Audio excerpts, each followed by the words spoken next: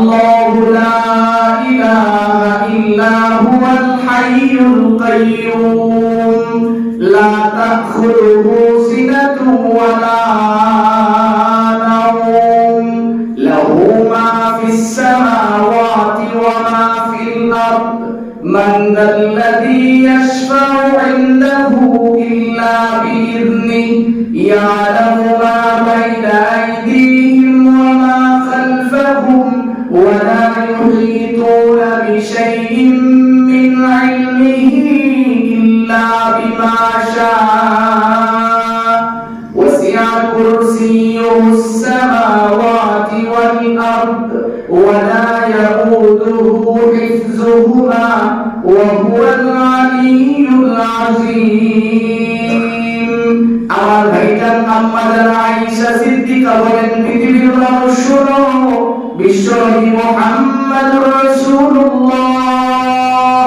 সাল্লাল্লাহু আলাইহি ওয়াসাল্লাম আমাকে শিখাইলেন ও আয়েশা তুমি ভালো করে শোনো রব্বে কারীমের যে আরশ আছে রব্বে কারীম যে কুরসির মধ্যে বসে থাকেন আল্লাহ তাআলা যে চেয়ারের মধ্যে বসে থাকে ওই চেয়ারের নিচ দিক দিয়া একটা প্রাণীর মতো আকৃতি ধারণ করে দুইটা ঠোঁট একটা জিহ্বা হইয়া একটা প্রাণীর মতো ঝুলন্ত অবস্থায় থাকে আমাদের আয়েশা সিদ্দিকা বলেন পৃথিবীর মানুষ শোনো আমি নবীকে জিজ্ঞেস করলাম ইয়া রাসূলুল্লাহ এই জবানটা আল্লাহর আরশের পায়ার মধ্যে কেন লেগে থাকে এমন অবস্থায় বিশ্ব নবী জবাব দিলেন আয়েশা ভালো করে শোনো পৃথিবীর মানুষ যদি একবার আয়াতুল কুরসি তিলাওয়াত করে ওই জবানটা রব্বে কারীমকে ডেকে বলে আল্লাহ পৃথিবীর জমিন থেকে এমন বান্দা এই আয়াতটা তিলাওয়াত করছে আপনি তাকে মাফ করে দেন সুবহানাল্লাহির রহমানির রহিম আল্লাহু লা إله إلا هو الحي القيوم لا تأخذه سنة ولا نوم له ما في السماوات وما في الأرض من ذا الذي يشفع عنده إلا بإذنه يعلم ما بين أيديهم وما خلفهم ولا يحيطون بشيء من علمه إلا بما شاء وسع كرسيه السماوات والأرض ولا يئوده حفظهما وهو العلي العظيم صدق الله مولانا العظيم وصدق رسوله النبي الأمي الكريم ونحن على ذلك من الشاهدين والشاكرين والحمد لله رب العالمين اللهم صل على محمد وعلى آل محمد كما صليت على إبراهيم وعلى آل إبراهيم إنك حميد مجيد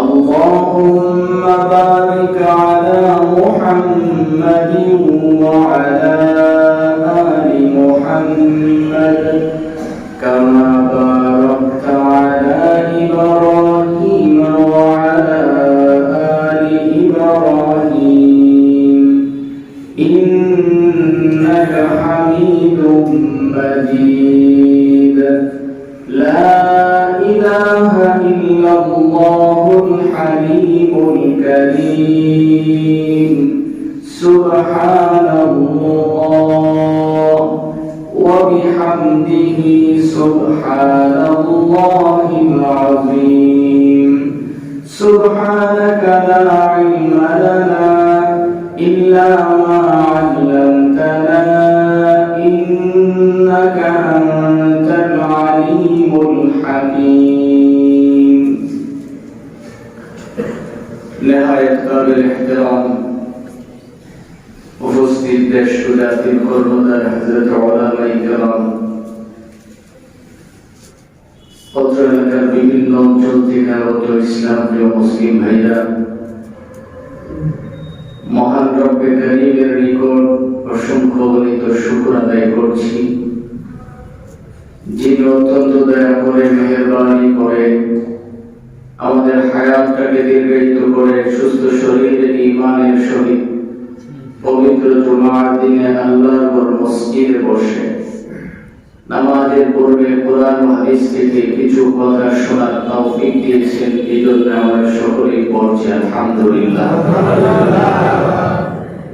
আমার ভাই, আমি আপনাদের সামনে পবিত্র কোরআনে কারিমা থেকে অত্যন্ত সুপরিচিত একটি আয়াত, সূরা বাকারার সেই পরিচিত আয়াত আয়াতুল কুরসি তেলাওয়াত করেছি।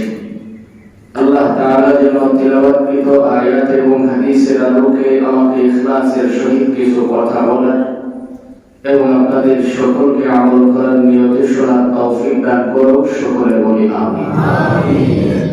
মুহতারাম ভাই, হাদিস শরীফের মধ্যে পাওয়া যায় এই আয়াতের নাম কেন আয়াতুল কুরসি বলা হয়েছে। আমরা সকলেই জানি কুরসি মানে চেয়ার। কুরসির অর্থ কি? চেয়ার। তো আল্লাহ তাআলা এই আয়াতের মধ্যে এরকম কুরসি একটা শব্দ ব্যবহার করেছেন। এই শব্দটার কারণে এই আয়াতটার নাম আয়াতুল কুরসি হয়েছে। হাদিস শরীফের মধ্যে পাওয়া যায় বিশ্ব নবী মুহাম্মদ আরবি সাল্লাল্লাহু আলাইহি ওয়াসাল্লাম বলেন যে এই আয়াতটা এমন একটি আয়াত, এই গোটা কোরআনের মধ্যে যদি আল্লাহ তাআলা আর কোনো আয়াত না দিতেন, কেবলমাত্র এই একটি আয়াত যদি দিতেন, তাহলে একজন উম্মতে মুহাম্মদীর জন্য এটাই যথেষ্ট ছিল। এবার শোনা আমরা একটু বিস্তারিত বোঝার চেষ্টা করি। আল্লাহর নবী বিশ্ব নবী মুহাম্মদুর রাসূলুল্লাহ সাল্লাল্লাহু আলাইহি ওয়াসাল্লাম নবীজির একজন সাহাবী উবাই ইবনে কাব, ওনাকে জিজ্ঞেস করেন, উবাই তুমি বলো তো দেখি যে এই কোরআনের মধ্যে কোন আয়াতটা অত্যন্ত দামি। উবাই ইবনে কাব রাদিয়াল্লাহু তাআলা আনহু বলেন, ইতিহাস আপনারা জানেন যে উবাই ইবনে কাব রাদিয়াল্লাহু তাআলা আনহুকে নবীজি বলেছিলেন, উবাই তুমি একটু কোরআন তিলাওয়াত করে আমাকে শোনাও। উবাই ইবনে কাব বলেন, ইয়া রাসূলুল্লাহ, কোরআন তো নাযিল হয়েছে আপনার কাছে, আর আপনি বলতেছেন আমি আপনাকে কোরআন তিলাওয়াত করে শোনাইতে, এটা কি করে হয়? কোরআন নাযিল হয়েছে আপনার কাছে, আর কোরআন সম্পর্কে সবকিছু জানেন আপনি, আর আপনি বলতেছেন আমি আপনাকে কোরআন তিলাওয়াত করে শোনাইতে। রহমাতুল লিল আলামিন নবী জবাব দিলেন, উবাই ইবনে কাব, তোমার কাছ থেকে কোরআন তিলাওয়াত শুনতে আমি নিজে চাই নাই, বরং আল্লাহ রাব্বুল আলামিন জিবরাইলের মাধ্যমে জানাইছেন আমি যেন তোমার জবান থেকে কোরআন তিলাওয়াত শুনি। সুবহানাল্লাহ। তাহলে এই উবাই ইবনে কাব কত দামি সাহাবী, যার তিলাওয়াত সম্পর্কে আল্লাহ রাব্বুল আলামিন বলেছেন তার তিলাওয়াত নবীজি শোনার জন্য।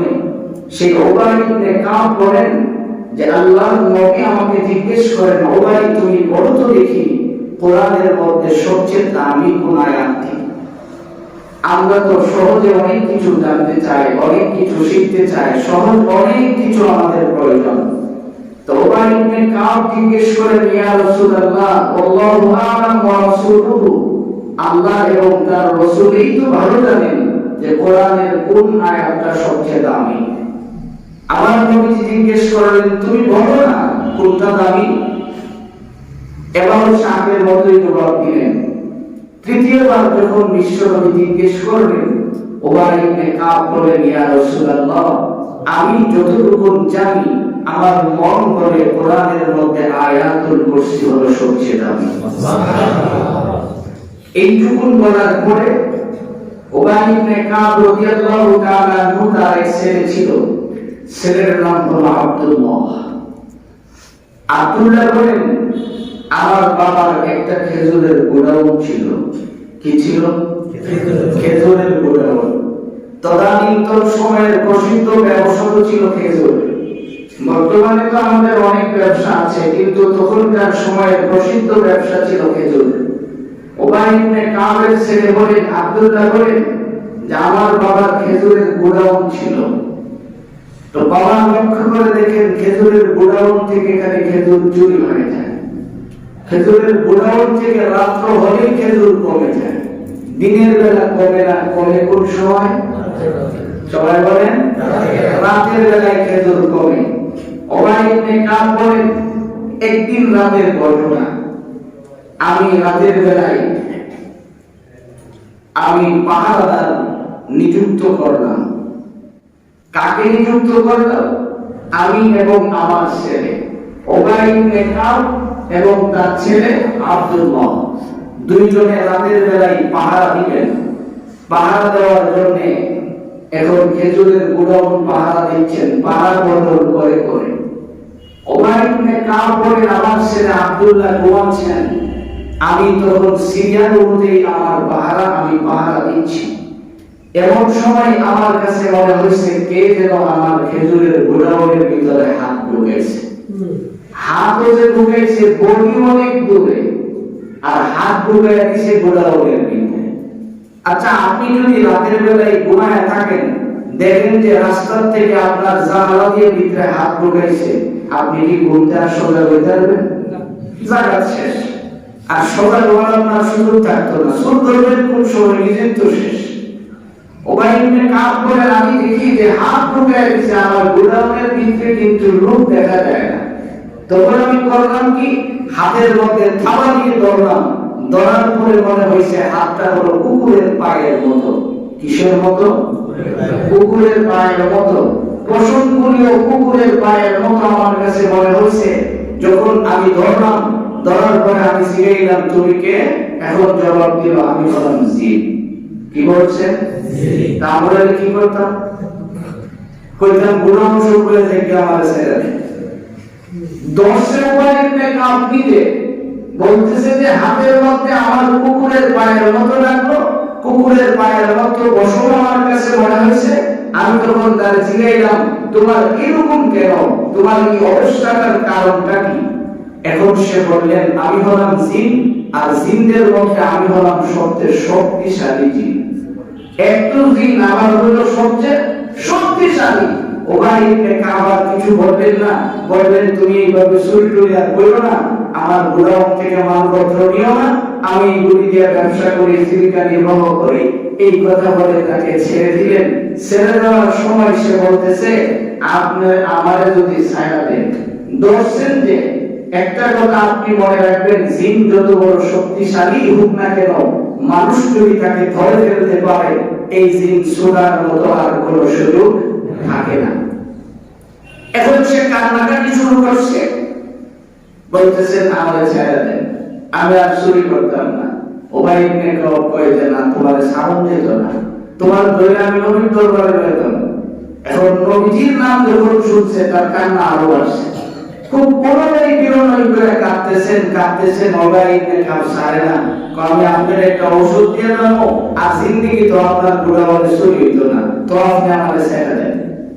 উবাই ইবনে কাব বলেন, ঠিক আছে, আগে তুমি ঔষধটা বলো, আমার মন মতো হইলে তারপরে যাবে। এখন সে বলতেছেন, আপনাকে আমি কোরআনের একটা আয়াত শিখিয়ে দিয়ে যাই, যার নাম আয়াতুল কুরসি। এটা যদি আপনি তিলাওয়াত করেন, রাতের বেলায় গোডাউনের দরজা বন্ধ করেন, আল্লাহি আল্লাহর কসম, আপনার গোডাউনের মাল আর কোনোদিন চুরি হবে না। সুবহানাল্লাহ। শিখাইছেন কে? ফজরের নামাজের পরে বিশ্ব নবীকে বলতেছেন, ইয়া রাসূলুল্লাহ, আজকে তো রাতের বেলায় এমন হয়েছে, আমার গোডাউনে একজন চোর ঢুকছিল, আমি চোর ধরছি। তো কই চোর কোথায়? আমি তো তার ছেড়ে দিছি। কেন ছেড়ে দিছ? তো দেওয়ার সময় সে আমাকে বলছে জি, আর এই আয়াতটা আমারে শোনায় গেছে। বিশ্ব নবী বলেন, সে যদিও জি, কিন্তু তোমার সত্যই শোনায় গেছে। তুমি যদি এই আয়াত তিলাওয়াত করে তোমার গোডাউনের দরজা বন্ধ করো, তাহলে আল্লাহর কসম করে বলি, এই ঘরের মধ্যে আর কোনোদিন শয়তান কোনোদিন তোমার ক্ষতি করতে পারবে না। এই জন্য আমার ভাই বিশ্ব নবী বলেন আয়াতুল কুরসি তো এমন একটা আয়াত, এই আয়াতটা যদি কোনো বান্দা খালি তিলাওয়াত করে এই বান্দা মরতে দেরি জান্নাতে যাইতে দেরি হবে না। এই জন্য আসুন মুহতারাম ভাই, এবার 2 নাম্বার হযরত আবু হুরায়রা রাদিয়াল্লাহু তাআলা আনহু বলেন নবীজি আমাকে গনিমতের মাল পাহারাদারি করার জন্য দায়িত্ব দিয়েছেন। কিসের মাল? গনিমতের মাল, রাষ্ট্রীয় মাল, যেই মালগুলি উম্মতে মুহাম্মদের কাছ থেকে নবীজি যাকাত আকারে উঠাইছেন, দরিদ্রদের মধ্যে বিলীন করবেন, এইগুলি বিশ্ব নবী যখন উঠায় রাখলেন আমাকে নবীজি দায়িত্ব দিলেন পাহারাদারি করার জন্য। আমি যখন পাহারাদারি করতে রাতের বেলায় পাহারা দেই, একদিন রাতের বেলায় চোর ঢুকছে, চুরি করতে ঢুকছে। আমি চোরে ধরছি বলে চোর খুব কান্নাকাটি করছে, আমি গরিব মানুষ অসহায় অবস্থায় আসছি, আমার ছেড়ে দেন। সকালবেলা ফজরের পরে নবীজি জিগায় আবু হুরায়রা রাতের বেলায় তোমার যে বন্ধুর সাথে সাক্ষাৎ হয়েছিল সে কোথায়? আবু হুরায়রা বলেন ইয়া রাসূলুল্লাহ রাতের অন্ধকারে আমি ছেড়ে দিয়েছি, আপনি জানলেন কি করে? নবীজি বলেন ফজরের আগেই জিবরাইল আমাকে জানিয়ে দিয়ে গেছেন। সুবহানাল্লাহ। এখন বলতেছে হুজুর সে তো আমার কাছে কান্নাকাটি করে বলছে ছেড়ে দিতে, আমি ছেড়ে দিয়েছি। আবু হুরায়রা বলেন শুনো, আমাকে নবীজি জবাব দিলেন আল্লাহর নবী বলছেন সে তোমাকে বলছে আর আসবে না, কিন্তু তুমি ভালো করে জেনে রাখো আবার কিন্তু সে তোমার ঘরে চুরি করতে আসবে। আবু হুরায়রা বলেন তাইলে আমি তো তার কথা বিশ্বাস করতে পারি না, যেহেতু রহমতুল লিল আলামিন নবী আমাকে বলছেন আসবে, আমি তো শিওর হয়ে গেছি আসবে। পরের রাতে আগে থেকে আমি প্রস্তুত হয়ে বসে আছি, তাই কোন সময় হোক আমি বের হলাম। আবু হুরায়রা বলেন আমি পরের রাতে অপেক্ষা করতেছি, দেখি যে পূর্বের মতো আবার আসছে। আসার পরে আমি এখন তার পিছন থেকে জামায় ধরছি যে আজকে আর যাইতেন না, গতকালকে কইছেন আবার আইছেন, মিথ্যা কথা বলছেন। এখন চুপ কয় আপনি আমারে ছেড়ে দেন, ছেড়ে দিলে আমার অনেক উপকার হবে, আমার বাচ্চা কাচ্চা অসুস্থ, এগুলির জন্য আমি আসছি। আবু হুরায়রা তো খুব মায়া লাগছে, ছেড়ে দিয়েছে।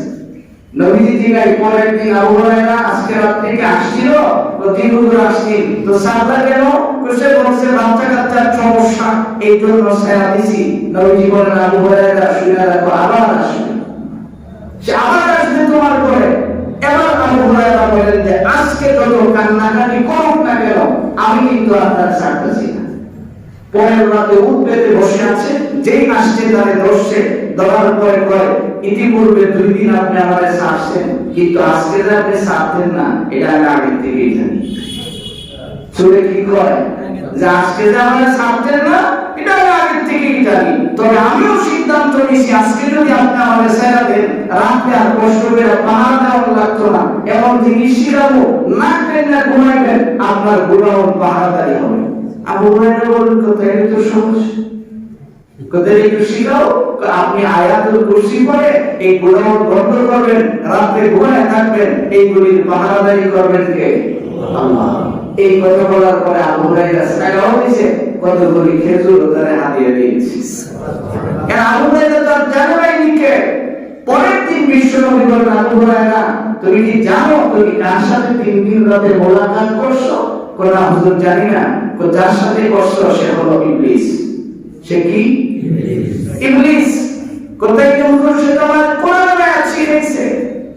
আল্লাহর নবী বলেন সেও তো কোরআনের সব কিছু জানে, কারণ তার একটা সময় তো ছিল ইবাদতের ভিতরে সে তাকাইছে, এই জন্য সে তোমাদের যে আয়াত শিখাইছে এটা 100% সত্য। তুমি যদি আমল করে দোকানের শাটার বন্ধ করো, তুমি যদি ঘরের দরজা বন্ধ করো, তুমি যদি ঘর থেকে বের হওয়ার সময় আয়াতুল কুরসি তিলাওয়াত করো, তুমি যদি ক্যাশের মধ্যে টাকা রাখার আগে আয়াতুল কুরসি তিলাওয়াত করে ক্যাশ খুলে বন্ধ করো, ওয়াল্লাহি আল্লাহর কসম দুনিয়ার সব কিছু ধ্বংস হয়ে যাবে, কিন্তু তোমার এই মালের হিফাজত করবেন আল্লাহ।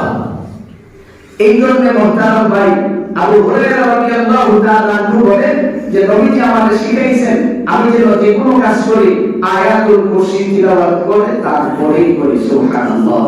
এই মর্মে আল্লাহ তাআলা বলেন আল্লাহু লা ইলাহা ইল্লা হুয়াল হাইয়ুল কাইয়্যুম লা তাখুযুহু সিনাতু ওয়া লা নাওম লাহু মা ফিস সামাওয়াতি ওয়া মা ফিল আরদ মান যাল্লাযী ইয়াশফা'ু 'ইনদাহু ইল্লা বিইذনিহি ইয়া'লামু মা বাইনা আইদিহিম ওয়া মা খালফাহুম ওয়া লা ইউহীতুনা বিশাইইন মিন 'ইলমিহি ইল্লা বিমা শা'a ওয়াসি'a কুরসিয়্যুহুস সামাওয়াতি ওয়াল আরদ ওয়া লা ইয়াউদুহু হিফযুহুমা ওয়া হুয়াল 'আলিয়্যুল 'আযীম।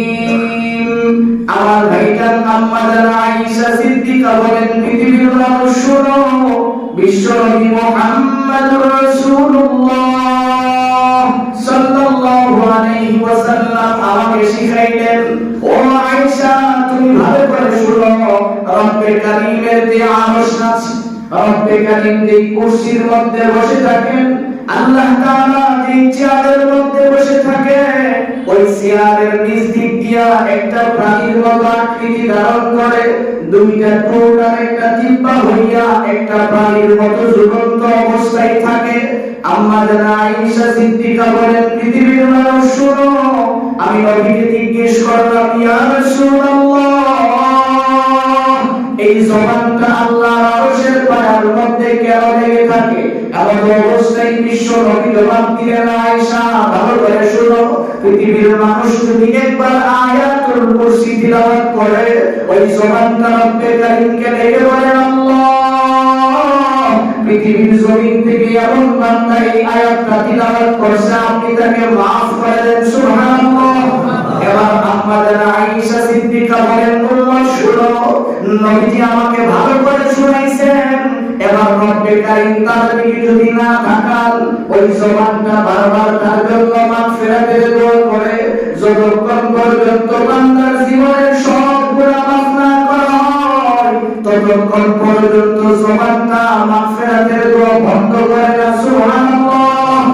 এই জন্য নবীজি বলেন, তোমরা আয়াতুল কুরসি বেশি বেশি করে তিলাওয়াত করবে, কেননা এই আয়াতটা যদি কেউ পড়ে, একবার পাঠ করার সঙ্গে সঙ্গেই একটা মুখ, দুইটা ঠোঁট আর একটা জিহ্বা হইয়া আল্লাহর যে আরশ, যে কুরসি আছে, সেই কুরসির মধ্যে যে লেগে যায়, ধাক্কাইতে থাকে, আর রবের কাছে বলতে থাকে, মালিক, ওই তো উত্তর সাহাবী থেকে একজন মানুষ তোমার এই আয়াতটা তিলাওয়াত করছে, আল্লাহ তুমি তার জীবনের যত গুনাহ আছে সব করে মাফ করে দাও, সুবহানাল্লাহ। এই জন্য বিশ্বনবী মুহাম্মদুর রাসূলুল্লাহ সাল্লাল্লাহু আলাইহি ওয়াসাল্লাম বলেন, শোনো, এই আয়াতটা এত মূল্য কেন? এই আয়াতটা এত দামি কেন? কেন এত দামি হয়েছে? মুফাসসিরিন কিরাম তার জবাব দিয়েছেন। হযরত আবু আইয়ুব আনসারী রাদিয়াল্লাহু তাআলা আনহু থেকে বর্ণিত হাদিস, উনি বলেন, আল্লাহর রাসূল সাল্লাল্লাহু আলাইহি ওয়াসাল্লামকে আমি একদিন বললাম, হুজুর, আমি যে কোনো জিনিস ঘরের মধ্যে রাখি, আমি যে কোনো জিনিস রাখি, পরের বার আমি এটা খুঁজে পাই না, আমার জিনিসটা কেমন জানি চুরি রাখে। আল্লাহর নবী সাল্লাল্লাহু আলাইহি ওয়াসাল্লাম বলেন, তুমি যদি বুঝতে পারো যে তোমার মাল চলে যেতেছে, তুমি যখন বুঝতে পারবা যে তোমার ঘর থেকে, আবু আইয়ুব আনসারী বলেন, হুজুর, আমি দেখতেছি যে আমার ঘর থেকে মাল চলে যেতেছে, আমি বুঝি না কে নিয়ে যায়। নবীজি বলেন, তুমি যখন দেখো যে তোমার মাল ঘর থেকে চলে যেতেছে, তখন তুমি এই দোয়াটা পড়বা, আযীবি রাসূলুল্লাহ, এই যখন তুমি পড়বা। বুখারীর হাদিস শোনাচ্ছি, যেই মাত্র আবু আইয়ুব আনসারী বলেন যে আমি যখন এই শব্দটা পড়লাম, পড়ার সঙ্গে সঙ্গে আমার মনে হয়েছে যে আমার সামনে একটা মানুষ প্রকাশ পায় গেছে, যে মাল চুরি করে নিয়ে যায়, তাকে আমি দেখতে পাই না। জিজ্ঞাসা, তুমি কে? আমি বললাম, জি। জিজ্ঞেস করার পরে কি বলতেছে? আমি বললাম, জি, তোমাদের মাল আমি চুরি করে নিয়ে খাই এখান থেকে। তখন সে বলতেছেন, যাওয়ার সময় ওই জিনটা আমাদের শিখায় গেছে যে আমাদের হাত থেকে যদি তোমাদের মাল তোমরা বাঁচাইতে হয়, তাহলে তোমরা মাল রাখার সময় কি করো? আয়াতুল কুরসি তিলাওয়াত করো। এই জন্য মুহতারাম ভাই, এই আয়াতুল কুরসি এত বড় কেন? আল্লাহ তাআলা এই আয়াতটার মধ্যে কি বললেন? মুফাসসিরিন کرام তার জবাব দিয়েছেন যে আল্লাহ তাআলা আয়াতের মধ্যে তার নিজের পরিচয় তুলে ধরেছেন। কার পরিচয়? আল্লাহর পরিচয়। রব হওয়ার জন্য কি কি জিনিসের প্রয়োজন, রব হতে গেলে কি কি জিনিস লাগে, আল্লাহ তাআলা তার পরিচয় করে তুলেছেন। আমরা জানি ফেরাউন নিজেকে রব বলে স্বীকার করেছিল। ফেরাউন নিজেকে কি বলে স্বীকার করেছিল? রব। আল্লাহ তাকে হায়াত দিয়েছিলেন 1600 বছর। কত বছর হায়াত দিয়েছিলেন? 1600 বছর। 1600 বছরের মধ্যে 400 বছর পর্যন্ত ফেরাউন ভালো ছিল। 400 বছরের মধ্যে সে কোনোদিন খারাপ কাজ করেনি। 400 বছরের ভিতরে সে আল্লাহর বিরোধিতা কোনোদিন করেনি। 400 বছর অতিক্রম করার পরে একদিন সকালবেলা ইবলিস তার কাছে এসেছে। ইবলিস তারপর আপনি তো মানুষ মনে হয় না, ফেরাউনকে কি মনে হয়? আপনারা তো সেকেন্ড খোদা মনে হয়। নাউজুবিল্লাহ। কত এটা কেন বলবেন? ওই যে 400 বছরের ভিতরে আপনি একদিনের জন্য একটু অসুস্থ হলেন না? মানুষ হলে তো আপনার বিভিন্ন সমস্যা হতো, আপনি তো সকল সমস্যার ঊর্ধ্বে, কাজে আপনি মানুষ না, আপনি খোদার একটা অংশ। এখন ফেরাউন তোর কথাটা তো আমার খুব মজা লাগছে, মানে দিনের মধ্যে খুব ভালো লাগছে, এমন কথা কি আমি করতে? আচ্ছা আমি যদি এখন খোদা দাবি করেন লাগে তাহলে আমার কি করতে হবে? আপনি কিচ্ছু করতে হবে না, আপনি খালি ঘোষণা দিবেন আমার হুকুমুল আলা, বাকি যত আকাম কুকাম আছে সবগুলো আমি করব। এটা প্রকাশ করার জন্য আপনারা খোদা বানাইতে গিয়ে যা করুন লাগে এটা আমি করব। আচ্ছা ভোট দিয়ে খোদা বানানো যায় না? কথা বলেন না। এই খোদা বানানো এই ধরনের কোন সিস্টেম আছে? আল্লাহ তাআলা এই আয়াতের মধ্যে আল্লাহর পরিচয় দিয়েছেন। আসিয়া জিজ্ঞেসে যে আচ্ছা আপনি যে আপনার খোদা বলে দাবি করেন, সবকিছুর একটা সিস্টেম আছে। দেখতে শুনতে একটা মানুষ সুন্দর হলে বোঝা যায়। আমরা অনেক সময় বলি যে আল্লাহ নিজ হাতে বানাইছে, এত সুন্দর দিয়েছে, তাও তো বলে জানতাম যে আল্লাহ হাত দিয়ে বানাইছে, কিন্তু আপনার নাকটা এমন বেশি কেন? আপনি যেটা নাক বানাইলেন নিজের নিজে খোদা বানাইবেন, একটু সুন্দর করে বানাইতেন না যাতে দেখলে আপনার প্রতি মানুষ আকৃষ্ট হয়। ফেরাউন উঠে কই নাক তো আমি বানাইছি না।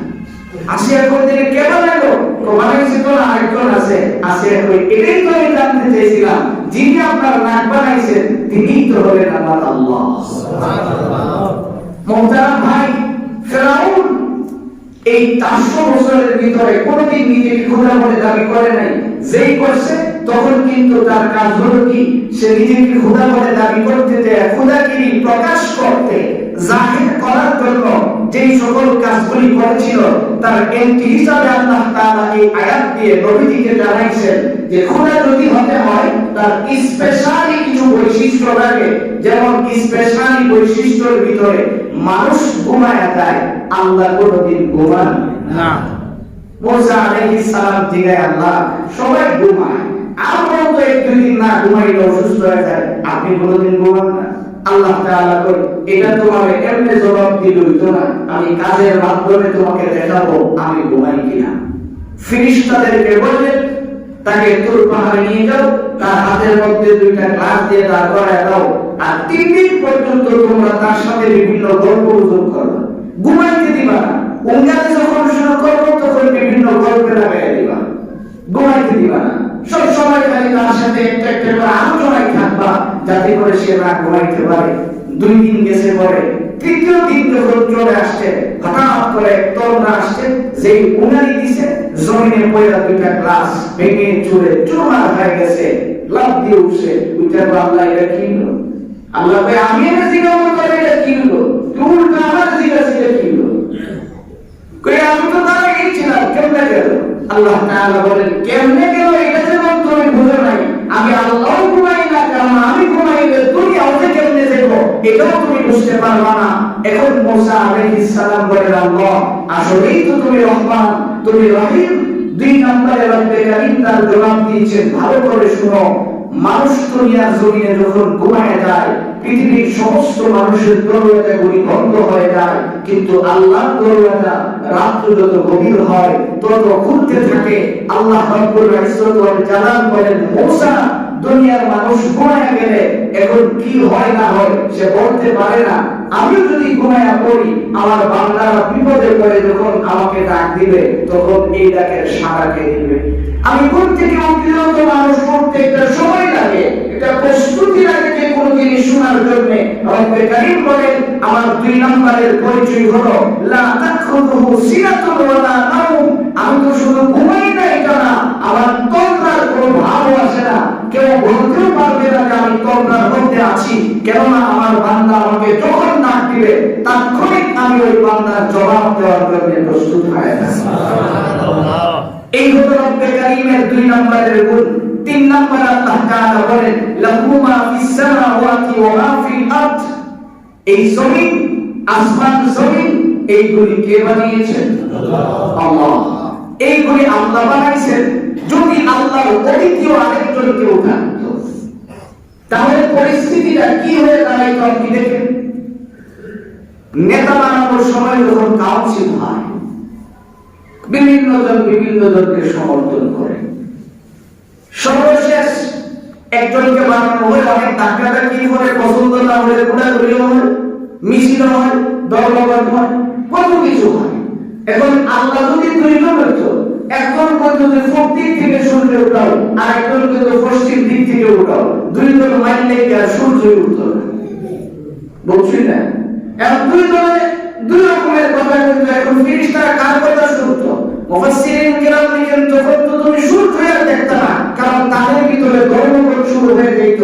আল্লাহ তাআলা বলেন, বান্দা তুমি শোনো, আমি যে তোমাকে বানাইছি আর কিছু দেখতে হবে না, খালি একটা জিনিস দেখো, তোমার শরীরের প্রতিটা অঙ্গ আমি জোড়া জোড়া বানাইছি, বানায়া বুঝাইছি যে খালিক তিনি হবেন এক।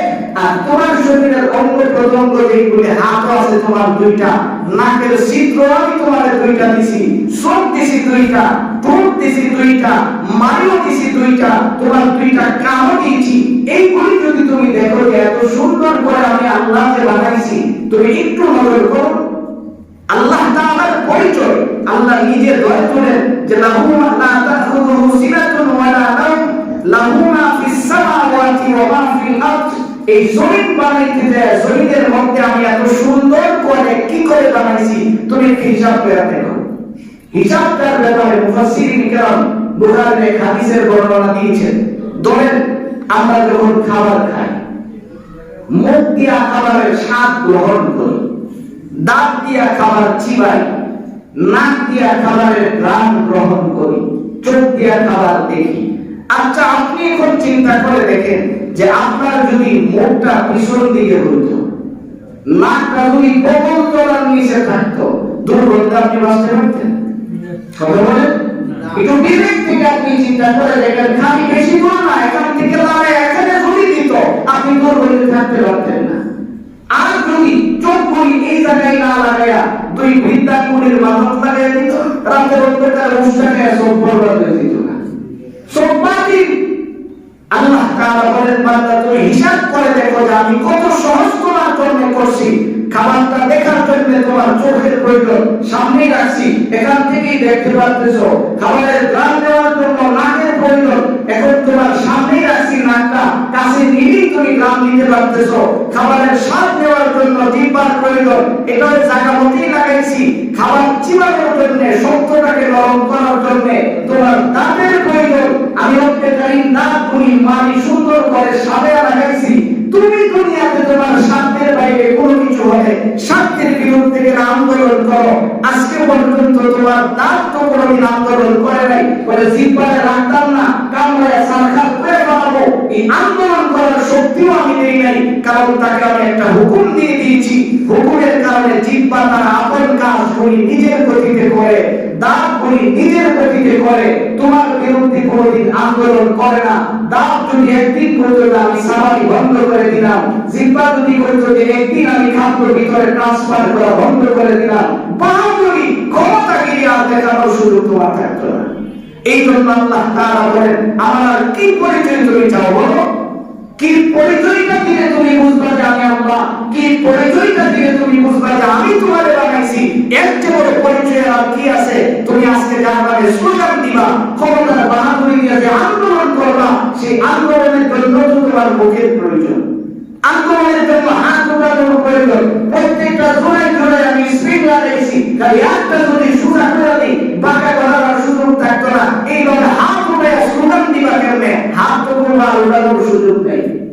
এই জন্য মুহতারাম ভাই, রব্বে কারীম বলেন শুনো, এই আয়াতটা যদি তুমি তিলাওয়াত করো, এই আয়াতের ভিতরে আমার যত গুনাহ আছে সবগুলো আমি বলে দিছি, তুমি পাঠ করলে আমার মনে হয় কি আমার বান্দা আমার সবগুলি মাইলাই আয়াত তিলাওয়াত করছে, এই জন্যই তো আমি তোমার সঙ্গে সঙ্গে সব গুনাহ মাফ করে দিই। সুবহানাল্লাহ। চতুর্থ নম্বরে আল্লাহ তাআলা বলেন মান যাল্লাযী ইয়াশফাউ ইনদাহু ইল্লা বিইذনি। বান্দা তুমি কি মনে করো যে তোমার সুপারিশ করার আরো কেউ আছে? তুমি কি মনে করো আমি যদি তোমাকে মাফ না করি পৃথিবীর কেউ মাফ করে দিতে পারবে? তো তুমি যখন এই আয়াতটা তিলাওয়াত করো, দিল থেকে যখন তুমি আয়াতুল কুরসি পাঠ করো, আল্লাহ তাআলা বলেন আমার তখন মনে হয় কি আমার বান্দা আমার সব কিছু মেনে নিছে, এই কারণে আমি তোমার সব গুনাহগুলি মাফ করে দেই। সুবহানাল্লাহ। এরপর আল্লাহ তাআলা বলেন ইয়ালামু মা বাইনা আইদিহিম ওয়া মা খালফাহুম ওয়া লা ইউহিতুনা বিশাইইন মিন ইলমিহি ইল্লা বিমা শাআ ওয়াসি'a কুরসিয়্যুহুস সামাওয়াতি ওয়াল আরদ। এই জায়গাতে মুফাসসিরিন ইকরাম বলেন বান্দা তুমি ভালো করে শুনে রাখো, আল্লাহর আরশ বহন করার জন্য 4 জন ফেরেশতা আছে। কয়জন ফেরেশতা? 4 জন ফেরেশতা। আরশ বহন করার জন্য স্পেশালি 4 জন ফেরেশতা আছে। এর মধ্যে প্রত্যেকটা ফেরেশতা চেহারা হলো 4টা। চেহারা কয়টা? 4টা। যাতে করে চতুর্দিক দেখতে পারে একজন ফেরেশতার চেহারা 4টা। একজন ফেরেশতাকে বানানো হয়েছে হযরত আদম আলাইহিস সালামের মতো করে বাবা এবং সন্তানের জন্য সুপারিশ করে ওই ফেরেশতা 24 ঘন্টা আরশের ছায়ার মধ্যে ধরে ধরে বলে আল্লাহ পৃথিবীর মানুষগুলি রিজিকের কষ্ট করতেছে, দিয়ে দাও, তারা করোনা নামক মহামারীর ভয়ে করতে পারতে পারতেছে না, আল্লাহ সহায় দাও, তাদের অনেক কিছুর প্রয়োজন। এই ফেরেশতা 24 ঘন্টা এই পরিবর্তে থাকে। রব্বে কারীম বলেন নবীজি শোনায়া দিয়েছেন যে ব্যক্তি আয়াতুল কুরসি সকালবেলা তিলাওয়াত করে বের হয়, ওই আরশের পালা বহন করে আরশের চেয়ারের নিচে যে কুরসির একটা পায়ার মধ্যে ধরে যে ফেরেশতা আছে চতুর্মুখী, ওই ফেরেশতার সঙ্গে সঙ্গে আল্লাহর কাছে বলেন আল্লাহ এবং বান্দা তো ঘর থেকে বের হওয়ার সময় এই আয়াতটা তিলাওয়াত করছে, ঘর ফেরার আগ পর্যন্ত তার যত মুসিবত আছে সবগুলি থেকে তুমি কুদরতিভাবে তাকে হেফাজত করে দাও। সুবহানাল্লাহ। 2 নম্বর আরেকজন ফেরেশতা জীব জন্তু যত পশু তাদের মতো আকৃতি ধারণ করা। হাদিসের মধ্যে আসছে গাধা গরুর আকৃতি ধারণ করা একজন গৃহপালিত যত পশু আছে তাদের জন্য তাদের রিজিকের জন্য সেই ফেরেশতা দোয়া করতে থাকে। এরকম 4 জন 4 আকৃতির ফেরেশতা, মোট তাদের 4টা করে। নবীজি বলেন তুমি যদি আয়াতুল কুরসি তিলাওয়াত করো তাহলে তোমার ফায়দা হলো যে ফেরেশতা আরশের ছায়ার মধ্যে ধরে আছে সে তোমার যত হাজত আছে অটোমেটিক সবগুলো আল্লাহকে শোনায়া দেয়। এই জন্য আল্লাহর নবী বলেন বান্দা তুমি সহজভাবে যদি জান্নাত পাইতে চাও, তুমি যদি সহজ চাও তাহলে তোমার কাজ আছে। কাজ হলো তুমি 5 ওয়াক্তের নামাজের পরে একবার করে আয়াতুল কুরসি তেলাওয়াত করবা। 5 ওয়াক্তের নামাজের পরে কয়বার করে? এখন আপনি যদি নামাজ না পড়েন, আবার যদি চিন্তা করেন নামাজ পড়ছি না অসুবিধা কি, নামাজের সময় এসে আয়াতুল কুরসি রেখে দেবেন, হবে কি না? শর্ত লাগাইছেন 5 ওয়াক্তের নামাজের পরে তুমি নামাজ আদায় করে আয়াতুল কুরসি তেলাওয়াত করবা, আরেক নামাজ পর্যন্ত যত মুসিবত আছে এইগুলি থেকে হেফাজত কে করবেন? আল্লাহ। ওই প্রমাণ আছে, এমন অনেক প্রমাণ আছে, আমি চটপট আপনাদেরকে দেখাতে দিতে পারবো। এমন বহু প্রমাণ আছে যারা আয়াতুল কুরসির উপরে আমল করে আল্লাহ তাআলা কঠিন কঠিন মুসিবত থেকে হেফাজত করে। সুবহানাল্লাহ। এক সাহাবী সকালবেলা বাড়ি থেকে বের হয়েছে, সফরে যাবেন, বের হয়েছে, সফরে চলে যাচ্ছে। অনেক দূর যাওয়ার পরে এক দূত তার কাছে সংবাদ পাঠাইছে হলো কাজ একটা হয়ে গেছে। তো কি কাজ হয়ে গেছে? আপনার মহল্লার মধ্যে আগুন লাগা পুরো এলাকা পুড়ে ছারখার হয়ে গেছে। আপনি তাড়াতাড়ি যান, এখানে আপনি ব্যবসা করতেছেন, যান, বাড়ি ঘর পুরো ছারখার হয়ে যেতেছে, ব্যবসা দিয়ে কি লাভ হলো? সাহাবী কিছু কয় না, উনি ওনার কাজ করতে আছে, আপন মনে তার ব্যবসা যেভাবে করার তিনি করতেছিলেন। ব্যবসা বাণিজ্য শেষ হওয়ার আগে ওই লোক আবার দৌড়ে গেছে, আয়া ওই সাহাবীর পায়ের কাছে বসছে, বসে বলতেছে হুজুর আপনি কোন আমল করেন যে আমলের কারণে আপনার পুরো এলাকা পুড়ে গেছে কিন্তু আপনি পুড়েন না? আপনার বাড়ি পড়ে নাই, এটা একটু কয়ে দেন। সাহাবী বলেন কি হইছে? এখন দিলে হইছে কি? ও কেন আপনার নামে একটু আগে কইলাম যে আপনার এলাকার নাম লাগছে। তুমি কইছো সমস্যাটা কি হইছে? কোন সমান দরকার পুরে গেছে, কিন্তু আপনার তো পুরে নাই। সাহাবী বলেন আল্লাহর নবী তো আমাকে কসম করে শোনাইছেন যে আমার ঘর পড়বে না, কারণ আমি ঘর থেকে যখন বের হইছি তখন আমি আয়াতুল কুরসি পড়ে বেরিয়েছি। আমি যখন ঘর থেকে বের হই তখন আয়াতুল কুরসি পড়েই বের হয়েছি। তো আল্লাহ তো আমার সাথে ওয়াদা করেছেন আমি যতক্ষণ ঘরে না ফিরবো আমার ঘরের পাহারাদারিও আল্লাহ করবেন, আমার শারীরিক বডির পাহারাদারিও আল্লাহ করবেন। সুবহানাল্লাহি ওয়া বিহামদিহি। এই জন্য আমার ভাই আয়াতুল কুরসি সাধারণ কোন জিনিস না, অনেক দামি একটা আয়াত। এই আয়াতটা আপনি মুখস্থ করে ভালো করে আপনি মুখস্থ করে নেন, 5 ওয়াক্তের নামাজের পরে পড়বেন। সবচেয়ে মজার কথা হলো সন্তান যখন বাড়ি থেকে বের হয় তখন আপনি যদি আয়াতুল কুরসি পাঠ করে তার মাথায় হাত রেখে ফু দিয়া বাড়ি থেকে বের করে দেন, নবীজি বলেন এই সন্তান বাড়িতে ফেরার আগ পর্যন্ত আসমানি জমিনি শয়তান জিন্নাত যত ধরনের সমস্যা আছে সবগুলি থেকে হেফাজত করবেন আল্লাহ। তো এর চেয়ে বড় সিকিউরিটি আপনি আর কি চান? এর চেয়ে বড় সিকিউরিটি আপনাকে আর কে দেবে বলেন? যে রব্বে কারীম সৃষ্টি করলেন আপনাকে, তিনিই তো আপনাকে সিকিউরিটি দিয়ে দিলেন। তুমি তোমার সন্তানকে আয়াতুল কুরসি শিখিয়ে ফেলো, আপনার সন্তানকে আপনি শিখান যে বাড়ি থেকে বের হওয়ার সময় এই দোয়া করে বের হতে হবে। আপনি তো অনেক কিছু শিখান সন্তানকে, বহু কিছু শিখান। রাস্তা দিয়ে আনার সময় এই মেইন রোড দিয়ে হাত বাড়া, গাড়ি ধাক্কা দিলে হাত পা ভেঙে দেব ও সরিয়ে দেবা, অনেক কিছুই তো আপনি শিখান। তাই আপনি এটাও শিখান না কেন যে আয়াতুল কুরসি পড়ে তুমি বাড়ি থেকে বের হইবা? আফসোস লাগে। চিন্তা করে দেখেন, সন্তানকে ঘুম পাড়ানোর সময় আপনি ঘুম পাড়ান, সকালবেলা উঠে তাড়াতাড়ি ঘুমায় যাও, 7টায় স্কুল আছে, আপনি এই কথাটা কেন সন্তানকে শিখান না? তাড়াতাড়ি ঘুমিয়ে যাও, সকালবেলা ফজরের সময় তোমার উঠতে হবে, এই কথাটা শিখান না কেন? তাহলে আপনি কি শিখাইলেন সন্তানকে? এই জন্য নবীজি বলেন সিকিউরিটি চাও, পাহারাদারের কোনো প্রয়োজন হবে না, আয়াতুল কুরসি শিখাও। আল্লাহর নবী 3বার কসম করে বলেছেন, বুখারীর হাদিস শোনাচ্ছি, 3বার কসম করে বলেছেন ওয়াল্লাহি আল্লাহর কসম, ওয়াল্লাহি আল্লাহর কসম, দুনিয়ার কোন মানুষ যদি তার সন্তানকে আয়াতুল কুরসি শিখায় এই সন্তানের পাহারাদারির জন্য আর কিছু প্রয়োজন হবে না। এটা নবীজির কথা, এটা বিশ্বাস না করে আপনি কত কিছু শিখান, পাহারাদার দিয়ে স্কুলে পাঠান, নিজের কাজ কাম ফালাই দিয়ে আপনার স্ত্রীতে সারাদিন বয়ে থাকে, ওখান থেকে আবার ক্লাস শেষ হয়ে লয়ে এইগুলি করার তো দরকার নাই। আয়াতুল কুরসি করে পড়িয়ে স্কুলে রাইতে আসবেন, আবার আমার সময় ছোট বাচ্চা আসতে পারবে না, যায় নিয়ে আসবেন, আল্লাহ থেকে ইবাদত করবেন। বাইরে আপনার বয়ে থেকে আপনার দুনিয়ার গুনাহ কামানোর দরকারটা কি? আল্লাহ রাসূল তো বলেছেন 3জন মহিলা যদি একসাথে হয় না শয়তানের দিকে মুসলিম মুসলিম আসে, যা আমরা কাম নাই সবটাই তো তারা বুঝিয়ে দিয়েছে। আল্লাহ তো না দুনিয়ার যত হিসাব নিকাশ আছে তারা বলে করবো, এখন দেখবেন এই আল্লাহ রাসূল বলেন যে শয়তান ওরা দেখলে মুসলিম মুসলিম আসে, যে কাম হইছে আজকে আমরা কাম লাগতো না। এই জন্য মুহতারাম ভাই, আমরা সবাই চেষ্টা করব নিজেরাও আয়াতুল কুরসি তিলাওয়াত করব, আমাদের সন্তানদেরকে আয়াতুল কুরসি শিখাবো ইনশাআল্লাহ। শুদ্ধ করে আয়াতুল কুরসি শিখাবো, 5 ওয়াক্তের নামাজের পরে পাঠ করব।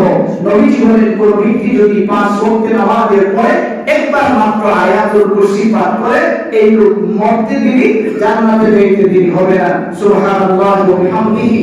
আল্লাহ তাআলা আমাদের সকলকে এই আয়াতুল কুরসির উপর আমল করার তৌফিক দান করুন। সকলে